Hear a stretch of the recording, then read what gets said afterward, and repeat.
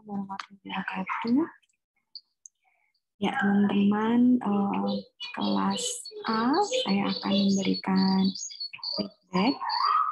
feedbacknya terkait diskusi tentang tes inteligensi dan juga diskusi tentang tes kepribadian.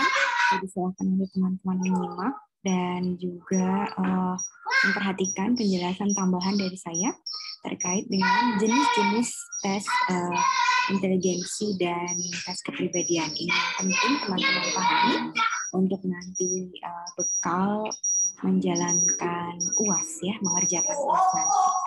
Nah, untuk ujian akhir semester memang nanti sifatnya isian, teman-teman akan mendapat soal yang berupa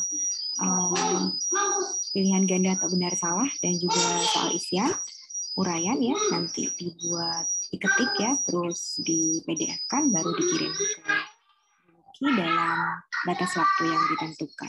Baik, saya akan merekam ya, mulai buat rekaman terkait dengan feedback ini untuk diskusi pengenalan alat tes inteligensi yang tempo hari kita lakukan. Di sini untuk pertanyaan diskusinya ya, saya bacakan kembali pertanyaan diskusinya, yaitu yang pertama, jika ingin mengetahui kapasitas inteligensi mahasiswa berusia 19 tahun, maka menggunakan alat tes apa? Ya. Kemudian kalau HRD mau tahu IQ kandidat pendidikan S1, bisa menggunakan tes inteligensi apa? Ya, nomor 2. Kemudian pertanyaan ketiga, jika ingin mengetahui IQ anak usia 8 tahun, bisa pakai tes inteligensi apa? Dan untuk yang pertanyaan keempat, bagaimana jika ingin mengetahui kemampuan dan minat dan bakat ini ya siswa-siswi secara khusus pada bidang apa, bidang tertentu untuk menentukan jurusan, bisa menggunakan tes apa? Sorry, ini minat ya, yang keempat itu tes minat. Nah, di sini teman-teman saya cek langsung ke Kulwab ya, ke grup Kulwab ini ternyata hampir semua sudah merespon, dan di sini jawabannya bisa langsung kita konfirmasi. Oke, yang pertama misalnya ini Reviana menjawab pertanyaan nomor 1 itu untuk 19 tahun bisa pakai Wechsler Adult Intelligence Scale atau WISE. Oke. Kemudian pertanyaan kedua dia menjawab CEVIT skala 3A3B. Kemudian untuk pertanyaan ketiga dijawab tes BINE dan UISC. Pertanyaan keempat dijawab RMIB. Sebetulnya opsi yang saya berikan adalah boleh menjawab 1 ya, 1, 2 atau semuanya. Nah, ternyata ini Reviana menjawab semuanya. Nah, kita konfirmasi ya jawabannya. Saya cek dulu semua jawaban yang sudah masuk di grup WhatsApp dari teman-teman semua. Ini ya pertanyaannya dari Razin jawab pertanyaan yang keberapa, yang ketiga ya. Terus Ara menjawab semua ya ini. Oke, kemudian Atika menjawab semua juga. Nah, ini ada yang kurang tepat ini Atika ya untuk pertanyaan nomor 4 karena pertanyaannya adalah tes minat. Jadi jawabannya ya RNIB atau tes KUDER atau tes minat lain ya, bentuk tes minat. Kalau TKD itu masuknya ke kategori tes bakat. Sehingga ini kurang tepat kalau nomor 4 jawabannya TKD ya. Terus ada lagi ya RMIB ya, paling tepat ya pertanyaan nomor 4 itu jawabannya. Nah, ini ternyata pertanyaan nomor 1 sudah banyak yang menjawab dengan benar ya. Kalau untuk 19 tahun memang bisa pakai WAI, CEVIT 3A3B, TIU, kemudian IST. Ternyata kayak dari sejauh ini tidak ada yang menjawab IST ya. Dari IST juga bisa digunakan gitu ya. Kemudian untuk yang HRD itu juga ya hampir sama jawabannya dengan nomor 1.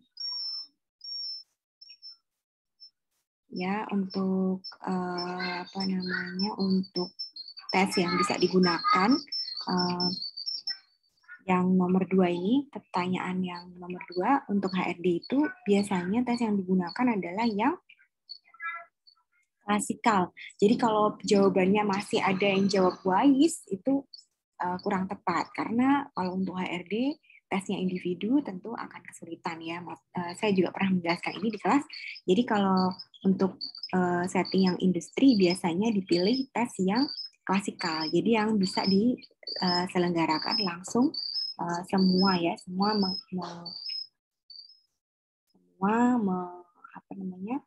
di tes barengan gitu bersamaan. Nah, makanya biasanya jenis tes yang individual itu dihindari, jarang sekali digunakan. Jadi di sini jawabannya tepat jika menjawab CFIT ya, CFIT ya, bukan CIFT. CFIT terus SPM, APM ya, standar progressive matrix atau advanced progressive matrix, kemudian IST, CFIT, APM, SPM. Nah, itu yang paling tepat bisa digunakan. TIU 5, TIU 6 juga malah bisa ya. Nah, kemudian yang nomor 1 tadi, karena sebenarnya mengetahui kapasitas inteligensi tidak spesifik menyebut IQ, maka bisa memang menggunakan TIU dan APM, SPM juga, karena memang tidak spesifik menyebutkan harus IQ-nya ya, yang diukur bukan IQ-nya, karena seperti kita tahu ya, mungkin teman-teman ingat dan harusnya ingat terus, untuk standar progressive matrix, advanced progressive matrix ya, itu tidak menghasilkan skala berupa IQ, tapi kapasitas inteligensi dalam bentuk persentil. Nah, ini mungkin teman-teman juga harus mengingatnya ya. Oke, ini di sini sudah saya tegaskan ya, jadi TKD itu bukan tes minat ya, jadi tidak tepat kalau tujuan atau maksud pemeriksaannya adalah untuk mengukur minat, tapi dikasih TKD, itu berarti belum sesuai ya, belum tepat begitu. Oke, baik, saya akan, ini kebanyakan sudah betul ya menjawabnya ya, bagus ya. Nah, ini juga keliru nih. Kalau 19 tahun sudah nggak pakai WISC ya, bisanya pakai WISE nih, masih ada yang keliru. Kemudian, siapa ini tadi yang masih keliru? Iya ya. Terus,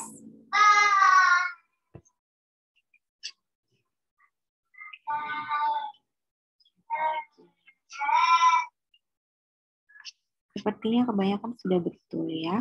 Dan kebanyakan sudah menjawab semuanya malah ya. Padahal yang diminta kan boleh sebagian, tapi ternyata semangat sekali semua menjawab semuanya ya. Hampir semua menjawab keempat-empatnya. Oke, bagus ya. Terus ini ya masih keliru ya, seperti tadi saya katakan, kalau untuk di HRD WISE ya, Wechsler, karena itu merupakan tes individu, itu jarang sekali digunakan, bahkan hampir tidak pernah karena tidak praktis ya, tidak efisien, tidak menghemat waktu ini ya. WISC ini WISE ini ya jarang digunakan, yang ini ya masih keliru ya, mardotilah. Oke, selanjutnya masih ya sepertinya udah betul-betul semua. Diperhatikan tadi penjelasan saya ya, jadi bisa dikoreksi sendiri kalau ada yang keliru. Nah, ini tepat sekali nih. Siapa ini? Puji Lestari, berarti ini mendengarkan penjelasan Bu Luki ya. Jadi tes minat itu bisa pakai RMIB, Holland, Kuder ya. Tuh, kalau TKD ini tidak tepat ya. Nah, tapi ditulis juga di sini TKD untuk mengukur bakat. Nah, ya, jadi untuk menentukan jurusan memang biasanya minat dan bakat. Tapi kan ini pertanyaan dari diskusi ini kan spesifik menanyakan minat ya. Jadi yang disebutkan cukup tes minatnya saja. Jadi tes bakatnya tidak bisa disebutkan. Oke, terus Ansa.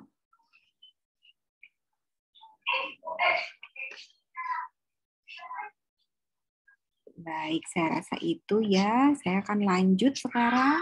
Ini saya skip. Lanjut ke diskusi yang tes kepribadian ya, teman-teman ya, tes kepribadian. Oh, ini pertanyaan ternyata. Ini ada yang belum saya jawab ya. Pertanyaan terkait materi tes kepribadian. Mengapa menggambar pohon bisa dianalogikan perkembangan kepribadian? Ini pertanyaan Muhammad Arazi. Ternyata ada pertanyaan ya setelah materi tes kepribadian saya berikan. Oke, saya jawab dulu ya, karena di pertemuan selanjutnya sepertinya ada juga diskusi ya tentang tes kepribadian. Oke, saya memang lebih suka ini melihat dinamika di dalam grup WhatsApp ya. Kalau nggak kayak gini juga mungkin Bu Luki ketinggalan ya. Ternyata teman-teman berdinamika di dalam kelompok atau di grup WhatsApp ini ya, tapi ternyata ada yang tertinggal karena tidak langsung saya feedback. Baik, ini ya, Arazi pertanyaannya kenapa gambar pohon itu bisa menggambarkan kepribadian gitu ya. Baik, saya jelaskan bahwa ini berhubungan dengan struktur kepribadian yang dirumuskan dalam teori psikoanalisa. Mungkin teman-teman masih ingat ya, struktur kepribadian dalam teori psikoanalisa itu terdiri dari apa? Kepribadian manusia itu terdiri dari apa? Yang paling supreme atau yang paling unggul, artinya melibatkan penilaian dan nilai-nilai moral, itu disebut dengan superego. Superego menghubungkan manusia dengan nilai-nilainya. Jadi pemikiran manusia dengan nilai-nilainya. Bagaimana menentukan perilaku manusia supaya sesuai atau mengikuti norma-norma dan nilai sosial yang berlaku. Itu superego. Kemudian yang berhubungan dengan diri manusia sendiri adalah ego. Ya. Kemudian yang paling mendasar atau yang berhubungan dengan nafsu, berhubungan dengan dorongan primitif ya dari manusia adalah id disebutnya.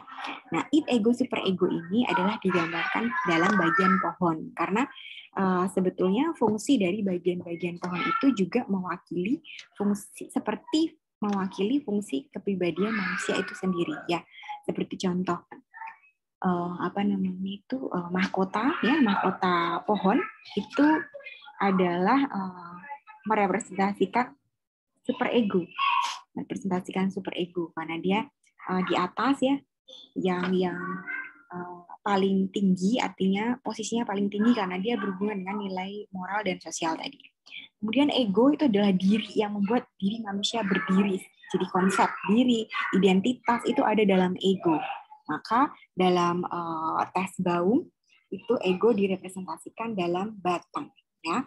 Kemudian ada juga yang bagian bawah yaitu akar. Nah, bagian bawah yang hubungannya dengan dorongan primitif dan nafsu-nafsu tadi, karena akar itu adalah sesungguhnya yang menopang kehidupan tumbuhan itu sendiri kan ya, jadi memenuhi kebutuhan vegetatif atau kebutuhan dasar pohon itu sendiri. Jadi yang menyerap air, menyerap makanan itu ya dari tanah dan nutrisi dari tanah dan juga air gitu. Itu adalah akar. Maka akar itu direpresentasikan sebagai id gitu ya. Nah, akar itu dari luar kelihatan enggak? Enggak kan? Nah, maka seharusnya menggambar pohon itu akarnya enggak kelihatan karena memang id itu adalah suatu proses atau dinamika internal dalam diri manusia. Memang sebaiknya manusia tidak menunjukkan itu gitu. Harusnya yang mendominasi diri manusia, yang ditampakkan adalah dirinya dia, ego dan superegonya gitu ya. Bagaimana dia berperan sebagai dirinya sendiri secara utuh ya, dan juga bagaimana dia mengikuti harapan lingkungan gitu. Jadi kalau yang id itu memang sebaiknya tidak terlihat dan tersembunyi gitu ya, dan dikendalikan, artinya dikendalikan. Dia kan menopang gitu ya. Nah, tapi hubungan ketiganya ini juga saling berhubungan. Antara id, ego dan superego ya, representasinya seperti pohon itu. Itu ya yang menjelaskan kenapa tes pohon itu menggambarkan kepribadian. Nah, pertanyaan Dina selanjutnya, apakah bisa pakai satu tes aja atau semua tes baru menggambarkan kepribadian? Ini pertanyaan Dina terkait dengan tes kepribadian. Sesuai kebutuhan ya, satu sudah cukup sebetulnya. Jadi tidak harus semua diberikan, toh mengukur hal yang sama, yaitu kepribadian ya. Cuman ini yang perlu diperhatikan itu bukan apakah bisa mengukur atau tidak, karena semua tes kepribadian bisa mengukur kepribadian. Yang disesuaikan justru kebutuhannya. Apakah dia mau dipakai untuk perusahaan, saya kalau untuk industri tentu memilih yang efisien, yang tesnya dilaksanakan dalam tempo yang lebih cepat. Sementara kalau untuk menggambarkan dinamika secara utuh yang mendalam, mungkin bisa pakai tes yang individu dengan di tes secara individu dan dirumuskan hasilnya secara mendalam gitu ya. Terus Aulia ini pertanyaannya, pengukuran kepribadian itu pengukuran dan evaluasi terhadap aspek psikologi kepribadian. Apakah sifat dan karakter bisa berubah atau dapat berubah? Nah, ini pertanyaan Aulia menarik ya. Bisa ya? Kepribadian itu bisa berubah sebagaimana semua hal dalam diri manusia itu bisa berubah. Cuman kalau kita bicara cepat atau tidak, apa namanya itu tentang waktunya, gitu ya, apakah bisa berubah dengan cepat atau tidak, tentu itu bergantung pada motivasinya, ya faktor internal dan eksternal lah ya. Untuk apa dia berubah misalnya ya, maksudnya apakah punya motivasi yang kuat untuk berubah gitu. Nah, tapi memang tidak bisa dipungkiri manusia juga punya kepribadian yang menetap, maksudnya karakter-karakter yang terbentuk dari kecil, proses belajar sejak kecil sehingga menetap sehingga dia dewasa, sampai dia dewasa itu ya ada seperti itu. Oke, selanjutnya Konita, good enough. Ini menjawab pertanyaan Razi ternyata. Oke.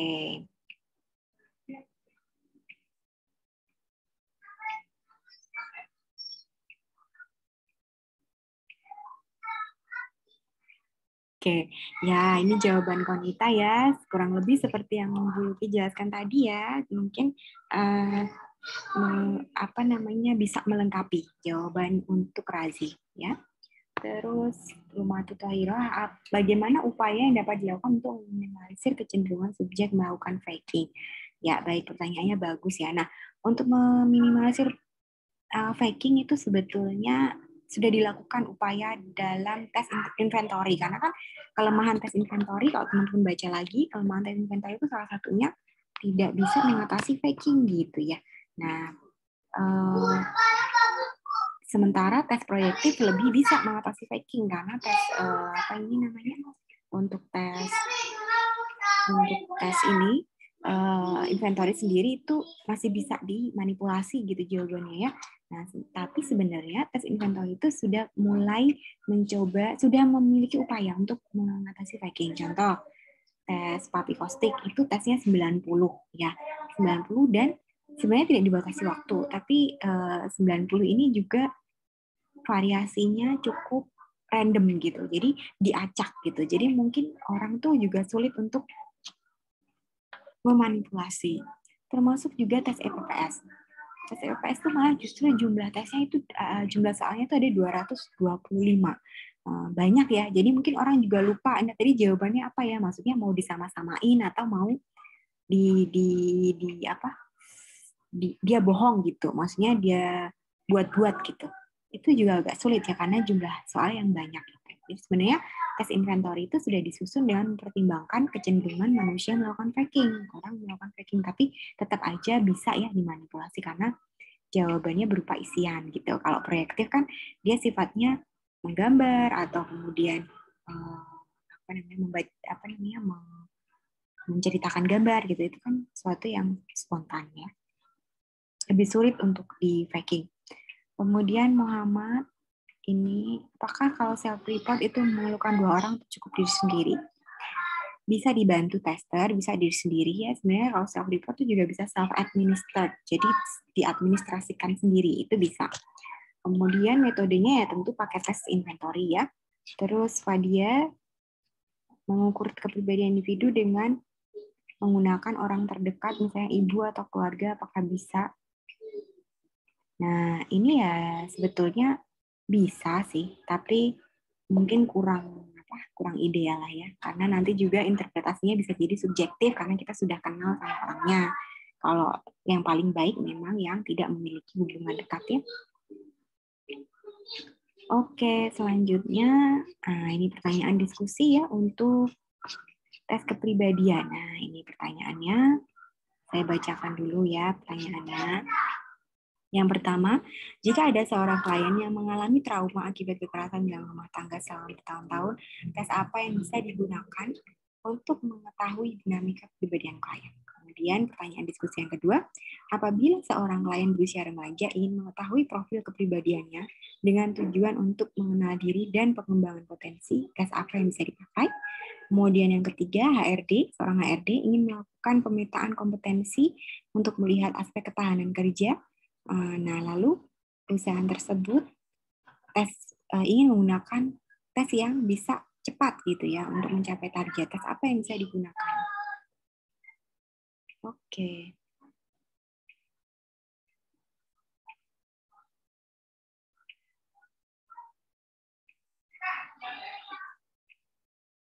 Oh, karena karena perusahaannya lagi mau bergerak cepat ya, bukan membutuhkan tes yang cepat, mohon maaf. Jadi ini untuk pertanyaan ketiga seperti itu. Si perusahaannya lagi bergerak cepat mau mengembangkan potensi karyawannya, mungkin mau mengadakan promosi dan lain sebagainya. Jadi apa ya tes yang paling tepat gitu ya untuk bisa menilai kompetensi karyawan. Oke, ini banyak yang sudah mencoba menjawab ya, mulai dari Reviana. Yang pertama itu kalau trauma bisa pakai TAT ya, boleh untuk pakai tes grafis house 3 and person juga boleh, bagus ya. Satu lagi mungkin bisa ditambah tes Rorschach juga bisa ya untuk menjawab pertanyaan satu. Kemudian yang kedua untuk mengetahui profil kepribadian pakai 16PF boleh, EPPS bisa. Terus Papikostik juga bisa ya. Jadi ini bisa digunakan untuk mengetahui profil kepribadian seseorang. Kemudian yang ketiga, kalau HRD bisa pakai Kraepelin-Pauli. Oke, ya betul ya, Kraepelin-Pauli ini yang paling tepat untuk melihat ketahanan kerja. Kedua tes ini bisa menilai ketahanan kerja. Bedanya, Kraepelin lebih cepat dilakukan ya, tes Kraepelin lebih singkat gitu waktunya dibandingkan tes Pauli. Oke, kemudian ini jawabannya. Oh iya, Warteg juga boleh ya untuk mengetahui dinamika kepribadian. Seorang yang mengalami trauma juga bisa, ini Reina, jawabannya Reina. Ya. Nah, pertanyaan ketiga biasa ya dijawab Kraepelin-Pauli. Nah, ini EPPS juga disebutkan di nomor 1. Nah, nomor 1 ini mungkin EPPS bisa sih, tapi kalau untuk yang trauma mungkin lebih bagus untuk ditanya secara personal ya. Kalau EPPS itu kan kayak dia disuruh ngerjain sendiri gitu, sementara dia sendiri mungkin masih masih diliputi emosi yang mendalam gitu ya. Jadi mungkin kalau lebih bagus tesnya dia sambil diajak ngobrol gitu daripada didiemin suruh ngerjain tes sendiri pakai EPPS gitu. Nah ini yang bisa kalian pertimbangkan ya kalau untuk tes yang pertama ini, untuk pertanyaan pertama. Oke, pertanyaan kedua bisa pakai proyektif grafis juga bisa, tapi kalau untuk pengembangan kompetensi juga lebih baik sih malah justru yang praktis tadi. Jadi ini kebalik ya jawabannya, justru EPPS yang pertanyaan nomor 2 ini. Dina ya. Oke, Razi juga menjawab. Rosyah ya, sudah dijawab Razi ya, betul. Sama pertanyaan ketiga. Oke, Anissa juga menjawab ya, nomor 1 pakai Warteg bisa. Warteg ya, bukan Warteg ya teman-teman. Jadi Warteg grafis ya, tes grafis itu meliputi draw a man, tes pohon ya, Baum test atau tree test tadi, kemudian house tree and person itu HTP. Itu adalah tiga serangkai dalam tes grafis. Boleh diberikan ketiganya, boleh sebagian. Kalau sebagian biasanya orang sama pohon tuh pasti disuruh gambar ya. Itu pasangannya. Jarang yang menggunakan rumah saja atau pohon saja atau orang saja gitu. Nah, kalau HTP memang lebih spesifik untuk dinamika kepribadian karena nanti ada relasi dengan orang sekitar gitu ya. Itu bisa digambarkan di HTP. Oke, saya lihat ini sudah banyak yang menjawab dengan benar ya, seperti tadi penjelasan yang saya berikan. Fadia, kemudian siapa ini? Tohiro, ya Tiara. Oke, saya rasa ini cukup ya, karena teman-teman juga sudah menjawab dengan baik.